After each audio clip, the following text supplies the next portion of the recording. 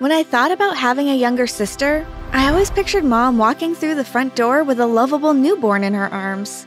Life didn't grant us that bundle of joy. Instead, I got a manipulative stepsister named Zoe.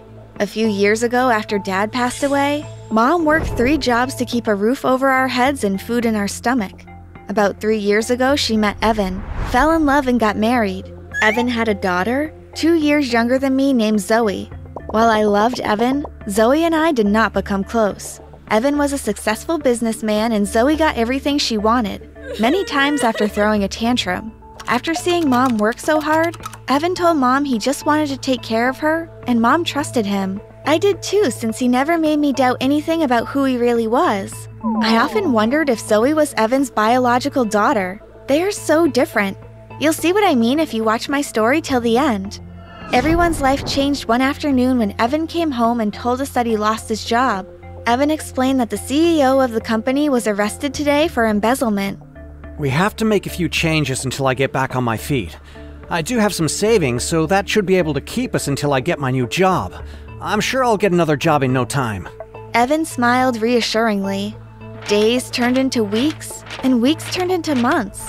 By the time he did find a job, a first-level job at an office, most of his savings was depleted, and we couldn't live the lavish lifestyle we were accustomed to. I'm sorry, guys. We've got to sell the house, Evan said during dinner one evening. What?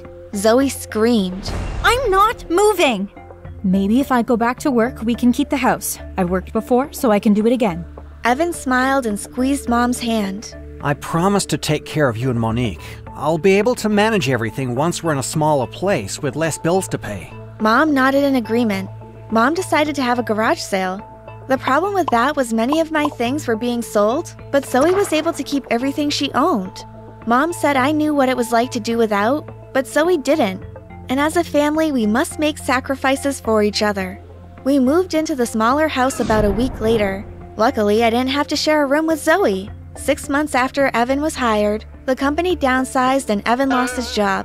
This time around, his relationship with Mom didn't go unscathed. They began arguing a lot, and Evan eventually filed for a divorce, and he and Zoe moved out. The first year was hard, but Mom and I didn't give up. Mom found a job in a beauty supplies company, while I worked in a fast food outlet after school. I graduated high school and worked my way through college. I met Anthony at the college library, and we began dating. Mom worked her way up the ranks and was eventually promoted to manager. 7 years passed before Zoe wormed herself back into Mom's life. During dinner one evening, Mom told me that Zoe visited her at work with her 4-year-old son, and she took them to lunch. I told Mom I didn't want Zoe coming over, and to stop seeing her. I warned Mom that Zoe will make her lose everything if she wasn't careful. I felt as though I was the parent. I could see Mom spending time with Zoe leading to nothing but bad choices. But Mom had a soft spot for Zoe. While cleaning the office one afternoon, I noticed a document for a car. Mom bought a car? As I read further onto the document, my stomach churned. The other signature on the document was Zoe's. I decided to keep my feelings about it to myself because Mom would have justified why Zoe needed a car. One afternoon while driving home from work, I got a call from an unknown number. Hello, good afternoon. Monique, this is Zoe. Your mother is here. She fell and seemed to have injured her hip. You need to come get her. What? Why can't you take her to the hospital? After all, she did purchase you a brand new car. I spat. Oh, you found out about that. Well, Joey, my son, is coming out of preschool in a bit, and I can't drop her off and pick him up on time if I carry your mother all the way to the hospital. Are you kidding me right now? No, I'm not. I told your mother to call a cab, or you can come meet her here over on Orange Grove. I'm an hour away from there, Zoe. Fine, then she'll call a cab. Meet her at Couva General Hospital. The line went dead. I drove as fast as the law allowed me to. I called Anthony, who luckily was closer to the hospital than I was. I told him the situation and he said he'll meet me there. When I got to the hospital, I met Anthony in the waiting room. He told me that Mom was in surgery. I can't believe Zoe refused to drop Mom. I folded my arms across my chest. I know you're upset and you have every right to be, but right now you need to calm down so you'll be in the right frame of mind when your mom comes out of surgery. We'll deal with it together, okay? I nodded. A few hours passed before Anthony and I were able to see Mom. Mom, I sighed. We really need to do something about Zoe. Mom blinked at me. What do you mean? The fact that she told you to call a cab when you injured yourself at her place? What were you doing over there in the first place, Mom? I thought we talked about this. Oh, Monique, you're always such a worrywart. I understood that Zoe had to pick up Joey. She can't afford to pick him up late, or she'll have to pay a late fee. I called a cab, and I'm fine now. Everything worked out. Mom, you're in the hospital. I waved my hand frustratedly in the air. How is this working out? Mom switched the topic, and I knew that was the end of the conversation. Mom spent 2 weeks at the hospital, and Zoe never visited. While I was happy that Zoe kept her distance, I was also angry that after all Mom did for her, that she didn't even have the decency to send a get well card or visit at least once. Mom was discharged from the hospital on Sunday, and by Monday, Zoe had visited her at home. After I told Mom numerous times that I didn't want her in the house, Zoe escaped with a few $100s and some jewelry that I kept on my dresser. Mom brushed it off and said Zoe was going through a rough patch. That evening, Anthony and I were supposed to have dinner, but I canceled. I wasn't in the mood to be with company, but I did promise that I'll be there at his family gathering this weekend. I thought the weekend would have been a Zoe-free zone, but I was wrong. Mom invited Zoe to Anthony's family gathering, and she walked with her son who appeared to have inherited his mother's devilish ways. I didn't want to make a scene in front of Anthony's family, but Zoe had no problem doing so.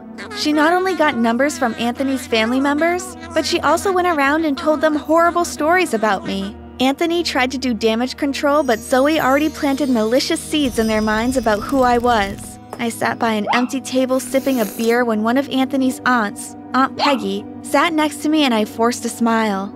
I had a cousin like her. Aunt Peggy pointed her walking stick in Zoe's direction. She was always causing trouble because she lived a sad, pitiful life. Don't let her get to you. I'll straighten out the other family members, and by that, I mean knock some sense into them if needed. She smiled at me. Thank you. I smiled. I spent the rest of the evening getting to know Aunt Peggy. I felt as though I knew her my whole life. I felt as though I have never been understood until that very moment. Aunt Peggy gave me her number before she left and told me to call her at any time I needed to talk. Because of her hip injury, Mom decided to retire early.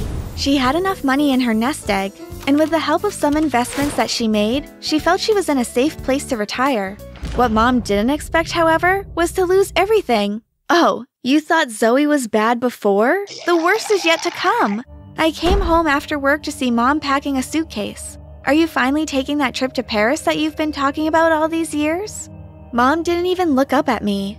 No, I'm moving out. Moving out? Mom, what do you mean you're moving out? I bought a house for Zoe, and I'm moving in with her to help with Joey. Mom, you worked hard for your money, and you bought a house for Zoe? What happened to Evan? She and Evan don't speak anymore. He threw her out of the house. What kind of parent does that? And since you don't want her here, then I figured I might as well buy a house so she can be comfortable.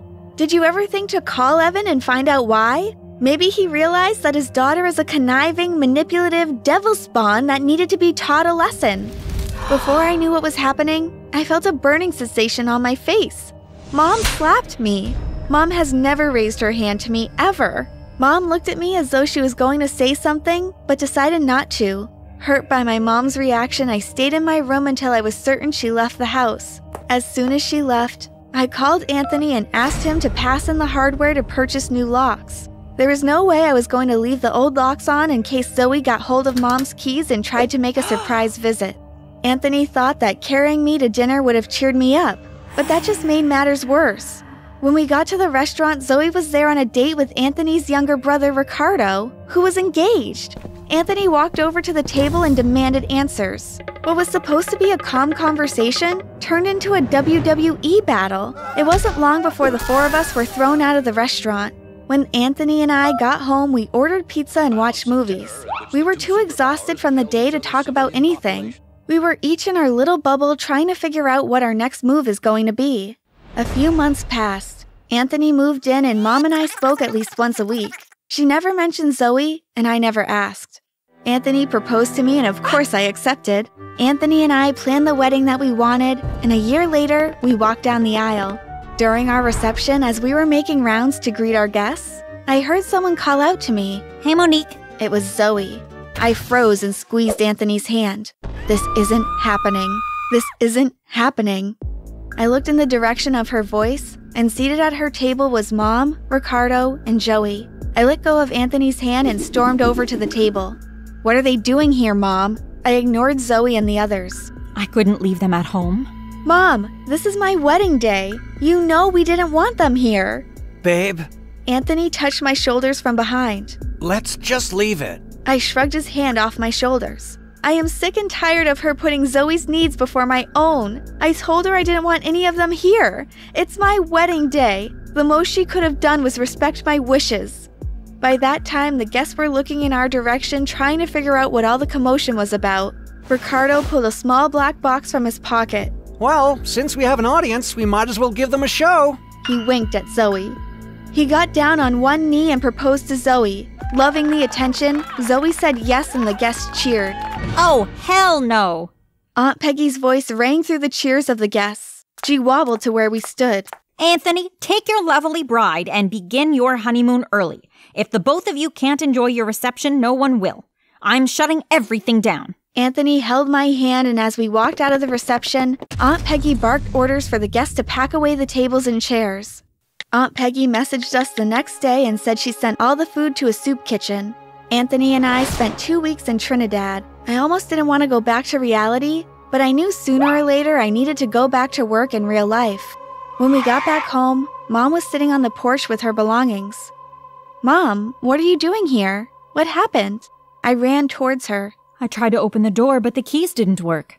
I opened the door quickly and Anthony brought Mom's things inside while I prepared something for us to eat. She told me she had been sitting there since the night before. She said that Zoe threw her out of the house since she hired a new nanny to watch Joey, and now that she and Ricardo were getting married, she didn't need her for anything. That night, I cried myself to sleep. I knew what Zoe was capable of, but it still hurt the way she treated Mom. Anthony and I decided to move out of the house and let Mom stay in her house. We started a new life in a new country, and we've been happy ever since. I love Mom, but I will never be able to change her mind about who Zoe is. I do worry about Mom being so close to Zoe. However, Anthony reminded me that I have to live my life, and I must allow Mom to do the same. Sometimes you need to allow people to make their own mistakes, and hope that one day they learn from them. Everyone murmured and stared at me. Teachers shook their heads, and I could hear people whispering, Oh my God! "Why wasn't anyone listening to me?" Please follow me, Miss Annie. Mr. Ali, our maths teacher, said while grabbing me by the arm and forcefully ushering me out of the exhibition hall. We were escorted by a few other teachers to the principal's office before they all stopped, leaving me with our very angry principal. She slowly stared me down, starting from my forehead to my toenails. I couldn't keep up the staring match, so I stared at my arm and rubbed it. Mr. Ali had held me so tightly that he left a red mark of his fingers on my arm. It hurt badly. Miss Annie, I have no words. She sighed. Tears welled in my eyes. All I wanted was to be very pretty. Now this? You have been expelled from the school with immediate effect. Please pack your personal items, leave, and never come back. She handed me a letter and said, Give this to your parents as an explanation. You can leave now. I collected the letter and raced to my class. Thank goodness it's empty, I sighed. I picked up all of my personal effects and left the school angrily. Silly people, I thought. They have absolutely no idea what they've just lost. I decided to spend some time at the park before going home since my parents wouldn't be back home anyway. I bought myself an ice cream cone and sat down on the swing to think and cry. I recalled the whole embarrassment and I couldn't believe that such a thing had actually happened to me. I remembered being escorted to the principal's office by Mr. Ali, who used to like me very much. But now he held my arm like I was the worst person to have ever existed on earth. I thought the principal loved me too, but she gave me that letter so quickly. I didn't even see her type or print it. Did they have draft samples of expulsion letters? Even if they did, all she had to do was put in my name or my parents' name. I didn't see her write anything. I didn't even see her seal up any letter either. Something was definitely wrong, but I didn't have the time to think about it now. I had to be home before my parents, so I'd be the first person to break the news to them. How do you tell your parents that you got kicked out of school just because you were too pretty? Hi, my name is Annie, but it used to be Anna. I changed my name to Annie because of the bad memories that the name Anna was associated with. I'd like to know what you think, though. Which name do you prefer and why? Anna or Annie? Once I tell you my story, you'll understand why I chose to slightly alter my given name, and I'm sure you'll respect my decision. Before we proceed, hurry now and like this video, subscribe to this channel, and turn on post notifications so you'll always be in the know. It started with my former high school, Old Trafford High. I was known as the class loser because I didn't look like other girls. I was a little bit on the plump side, and my parents made me wear these funny-looking rainbow-colored braces. My classmates gave me a nickname, Anna the Rainbow, and they always used to make fun of me. Oh, look! It's Anna, the rainbow, coming at you! Someone would scream whenever I entered the class, and everyone would burst into laughter. The teachers never tried to stop them from bullying me. Instead, they found it entertaining and often joined the students to laugh. I was bullied and insulted. I was forced to do so many people's homework, to carry books for popular girls while walking behind them, to clean used gum from under people's desks with my so-called rainbow-colored teeth, and so many more irritating things that you can't even imagine. On one particular occasion, the most popular guy in school brought me to the front of the class, gave me a brush, and told me to show the class how I brushed my rainbow-colored teeth. He assured me that the brush was clean and they just wanted to know if I did it differently. I said I didn't, but the whole class insisted I prove it to them. And so I had to. I was so scared and shaky, but I put the brush in my mouth and started brushing. After doing it a few minutes, everyone started cheering and laughing. They chanted, Anna the Rainbow uses a dirty toilet brush to brush her teeth. She's so irritating. Ew! I couldn't believe it. My classmates had given me a dirty toilet brush and allowed me to put it in my mouth. A teacher was in class while all of this happened, and he didn't even bother doing anything. I threw the brush away, rinsed my mouth with soap and water, cried a little, and then went back to my seat. What else could I do? Nobody cared about me. When I got home, my parents saw my red, swollen face and asked me what happened. I told them. I have good news, Anna. My dad started.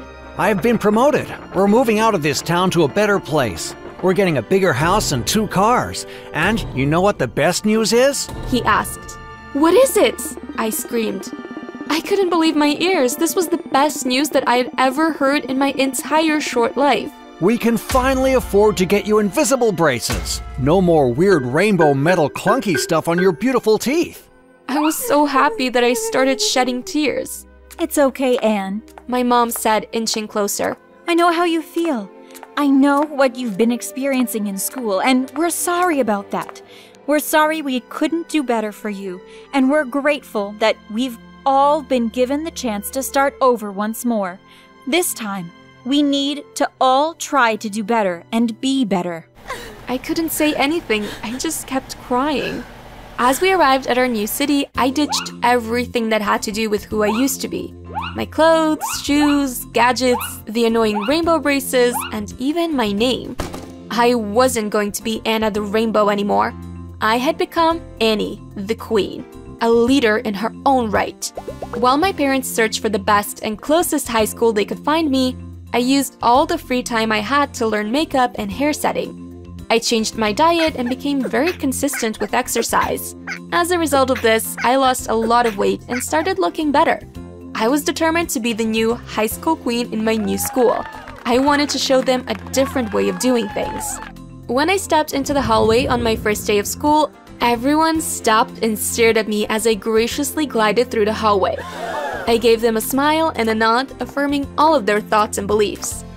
A group of 3 girls stopped me and looked at me menacingly. And who do you think you are? They asked with folded hands. I took off my sunglasses for just a few minutes so I could get a good view of who was talking. I had never seen so much pink in one place in my entire life. As I put my sunglasses back on, I grabbed a cotton candy stick from one of their hands, took a huge bite from it, and gave it back to them. "Your new queen," I replied as I walked away.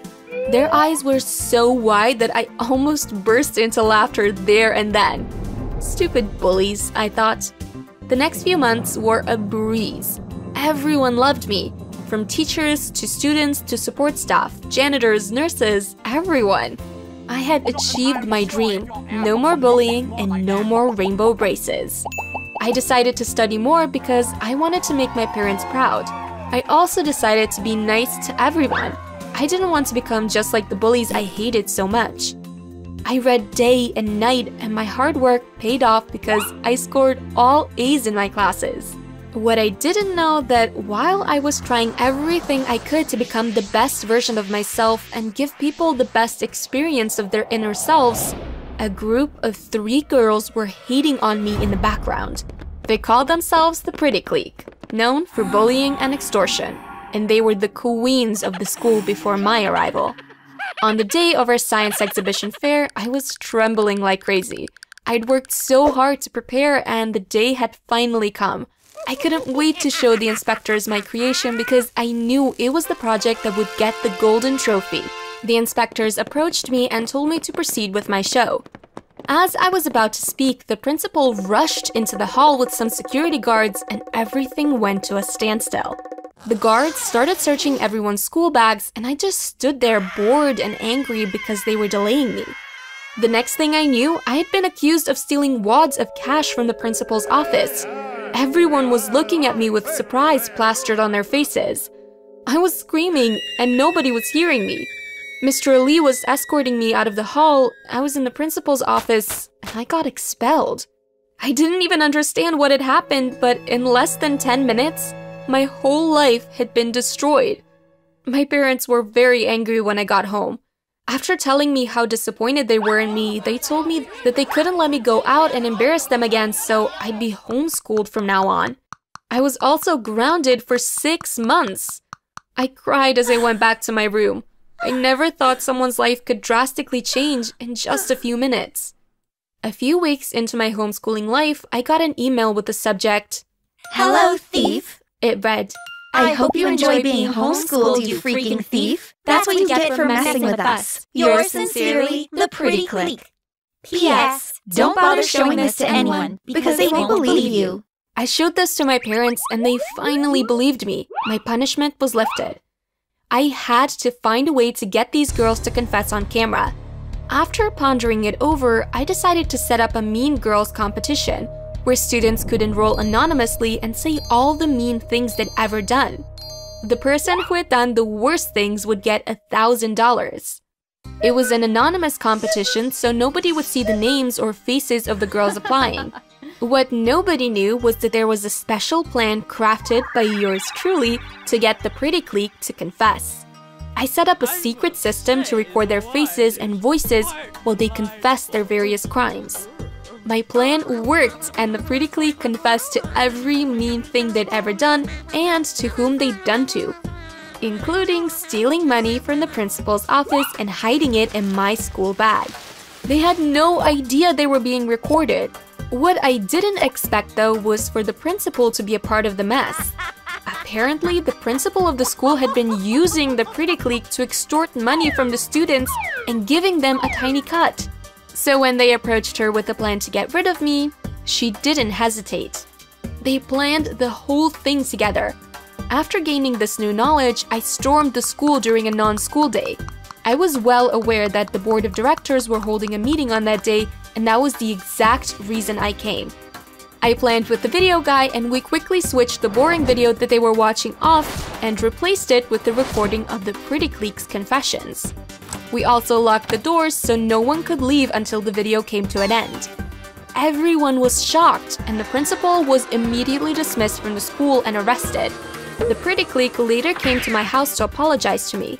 "Hey, Annie," the lead girl said. "We're sorry about everything we did to you. We didn't really mean to get you expelled, but you see..." She stopped and scratched her neck. The second girl looked at her and rolled her eyes. You see, the thing is, she continued more boldly, we didn't have a choice. We had to stay in power so we could keep collecting money from the students and sending it to the principal. The principal threatened us, saying that she would kick us out of school if we didn't find a way to get our power back. You could have just reported her to the board, you know. But it's fine. I forgive you. I smiled at them. So here's the sitch. The third one, who was always chewing gum, finally spoke. This is embarrassing, but we want you to lead us. She quickly turned away. I laughed out loud. Of course I will. You will? The first girl asked. Absolutely, but first of all, we will no longer be called the pretty clique. No more pink. I hate that color. Wear whatever you feel like wearing to school as long as you look cute and decent. You must all tell me your real names and finally... I paused and gave them a mischievous smile. Finally what? The gum girl asked, nervous. Let's go take pictures in the principal's office. And with that, we ran off. I taught my 3 new friends how to be nice to everyone and still get them to respect you, how to have fun without getting in trouble, and how to be genuine friends to each other. I was admitted back in school and continued being the most popular girl because of my kindness and smartness. I became a role model for every student. Like this video and subscribe to our channel if this is a good story. Make sure you watch another video on our channel after this, and before you go, tell us who you think was the worst person in this story. Is it the former principal of my new school, the pretty clique, Mr. Ali, or everyone at my former school? Bye! What do you mean I can't date him?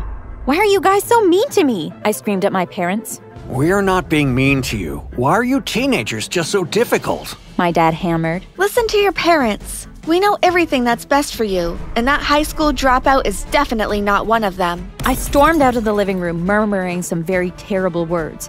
I pushed my door open with all the strength I had in me and kicked it closed with my foot. I felt an inexplicable pain. It was almost like my foot was leaving my body. What is happening? I wondered. My pain was so severe that I couldn't stand on my feet anymore, so I gently sat on the floor. I caught sight of a tiny object a few feet away from me, but I couldn't go to find out what it was immediately because I couldn't walk, and I was in too much pain to even think of crawling. I grabbed my foot to figure out what the door had done to me, and I was so shocked, well beyond my imagination. Once I saw my foot, I gained the energy to crawl over to the tiny object I had previously seen. I picked it up and was even more astounded. Was that my smallest toe? Nobody has ever gone through what I went through. Believe me, I checked. It was a sad time in my life, and I want to share it all with you. So click the button, the subscribe button, and the notification bell so we can go on with the story. I was beautiful. At least I thought I was. Unfortunately, people couldn't see it because something was always covering it. Acne. I had been plagued by acne since I knew the definition of beauty. They were huge, fat, yellow, ugly, and absolutely irritating. Whenever I went to the hair salon or just to hang out with friends, I would always get comments like, "You would have been so beautiful, but acne spoiled your face." I wish I had your face, but without the acne. Guys wanted to hang out with me because they knew that I was intelligent and could help boost their grades, but they never wanted to date me. All the popular girls liked me because my parents had money and I just wasn't allowed to be seen around them because of my severe acne. It was frustrating and I started to dread stepping out of the house. We were having our family's monthly movie nights on YouTube a few months ago when an advert by a skincare brand interrupted us.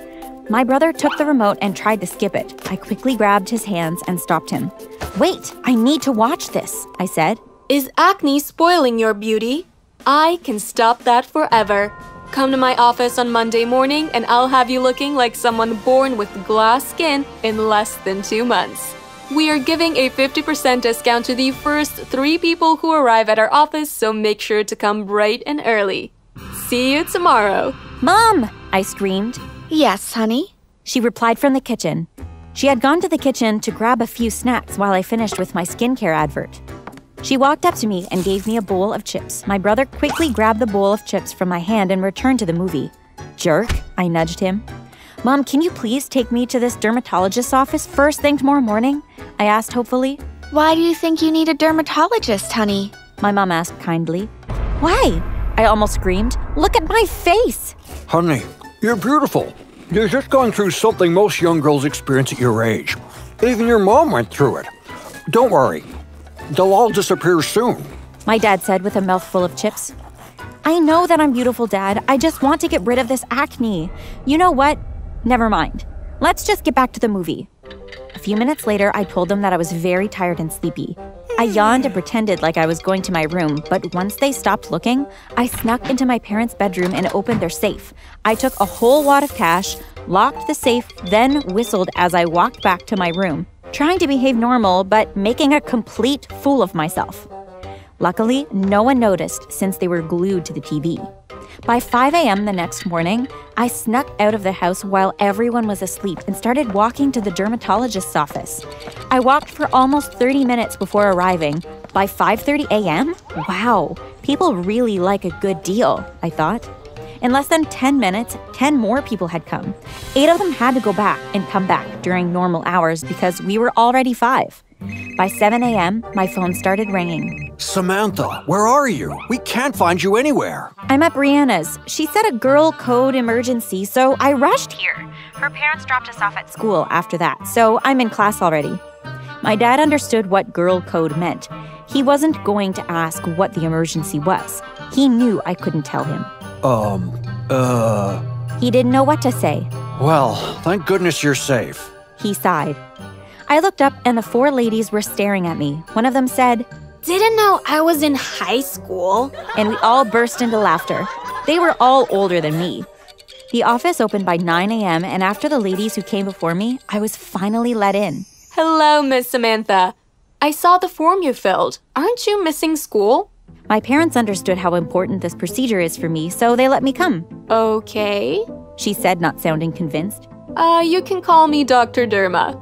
Dr. Derma? Yes, Miss Samantha. Like derma for dermatologist? Yes, Miss Samantha. What about your real name? That is my real name, Miss Samantha. All right. At this point, this lady was already freaking me out, and I wanted to go home. But I really wanted this glass skin solution that Dr. Derma was selling, so I stayed. Dr. Derma told me that we would meet on Monday morning every week, so I'd have a whole month to think about my decision. I told her that I'd made up my mind already and needed the procedure done as soon as possible, and that I could even pay more for it.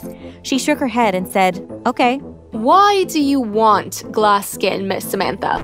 That's an easy question. I told her all about my struggles with acne, wanting to be beautiful and more popular, and all the hurtful comments that people kept giving me about my looks, and how the acne spoiled everything.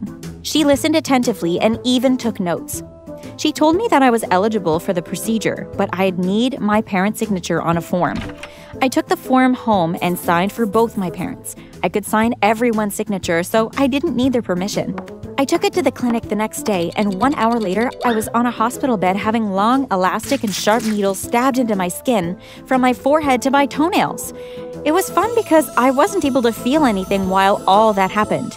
I met this woman every Monday for a whole month, and she kept repeating the same process. After a month, we were done. I tried to pay her, but she stopped me, saying, I just wanted to help. I tried really hard to get her to accept the money, but she rejected it. I gave up, thanked her, and left. Immediately, I got home. I put my parents' money back in their safe. I went to school the next day, and things seemed normal. No one noticed me, and nothing new happened. I then remembered what Dr. Derma said. She said that the procedure was intense and natural, not magical. It will take a month or less for me to start seeing results after our last session. It took less than a month for me to start seeing results. 2 weeks after the last session, I noticed that my acne was 50% gone. As a matter of fact, my skin started glowing. Oh my God, I screamed in my mind. It's working! I immediately ran to my mom and excitedly told her that my face was clearing. Oh yeah, She said absent-mindedly. you look beautiful as always, Samantha. I rolled my eyes and walked away. 2 more weeks passed and I became absolutely spotless. All of a sudden, everyone wanted to hang out with me, not just because I was smart or rich this time, but because I was beautiful. It was an amazing experience. The cool girls and guys were inviting me to all the hottest parties in town, and I didn't miss a single one. My best friend Brianna and I started having less and less time to hang out, but I didn't even notice. It seemed like I was getting more beautiful with each passing day. My skin was glowing. It was so clean, clear, and spotless, almost like glass. I couldn't believe that I got this skin treatment for free. I had everything that I had ever wanted now. The beauty, the popularity, the brilliance, and the money. But one very important thing was missing from the equation: a boyfriend. I was the hottest and most popular girl in school now. Every guy wanted me, so all I had to do was pick one. For some reason, the boys in my high school never appealed to me. They simply seemed too high schooly. I didn't accept any of their proposals because I wanted something more dangerous, and that is exactly what I got when I met Travis. I was walking home from school alone when a Tesla sped past me, then carefully reversed till it was right beside me. The window of the driver's seat came down, and that was how I met my new boyfriend. Travis dropped out of high school when he realized that dropshipping could make him a millionaire. And he was right. He became a millionaire in under a year. My parents didn't appreciate him being a high school dropout, so they sent him out of our house when I invited him over for dinner and told him to never return. I was so angry with them that I ran straight into my bedroom and kicked the door with all my might. As you already figured, this is how I lost my smallest toe. I threw it on the floor because I was freaked out and it shattered completely. I didn't want to conclude that what I was thinking was real, so I decided to try something out.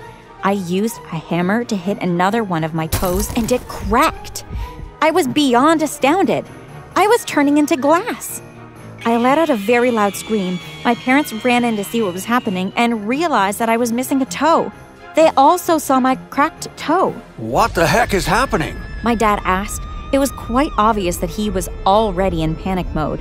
I told them everything. They said they were going to get the doctor arrested, but I explained that they couldn't because she thought I had their permission. They were furious. You stole our money, forged our signature, missed school, and even got a life-changing procedure done to you without our permission. Young girl, once we get you treated, best believe that you'll be grounded for life. My mom humphed and puffed. My parents told the principal what happened and sent me back to school. Be careful now, honey, while we try to get a cure for you. My mom rubbed my head as she left the school premises. I came to class and everyone stared at me strangely. People were avoiding me like I had the plague. During lunchtime, I sought out Brianna and asked her what was happening. She told me that the principal told the whole school about my glass body condition, and they didn't want to catch it. She quickly walked away after telling me. I guess she didn't want to catch it too. But who could blame her? I abandoned her for a long time. I'm sure she didn't want to be friends with me anymore. I sent a text message to Travis. I told him to meet me at our spot so we could hang out. He replied with, Don't you know this relationship is over? I can't be dating someone with a disease. Please don't contact me again. Wow, just like that. My parents picked me up after school. On our way home, they told me that Dr. Derma's clinic was closed down for illegal and harmful practices. She fled town before she could be arrested, and no one had been able to find her since. I burst into tears. I was going to be glass forever.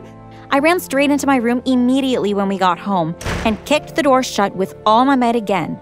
Old habits die hard. This time, my whole foot shattered. I sat on the floor and wailed.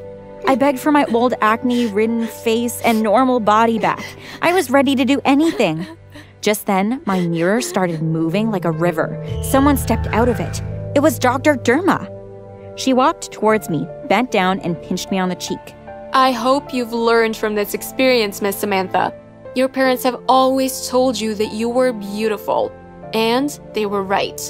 Your acne never stopped people from loving you. It also never stopped you from having real friends.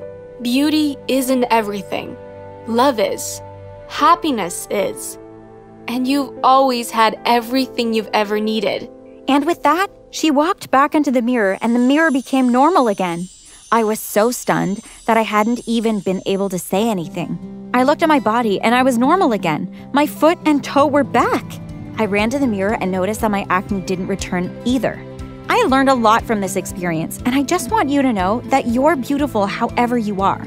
There are no standards for beauty apart from the ones that humans like us create. And if you want to change anything about your body, make sure it's for you alone and not anybody else. Like and subscribe. Bye!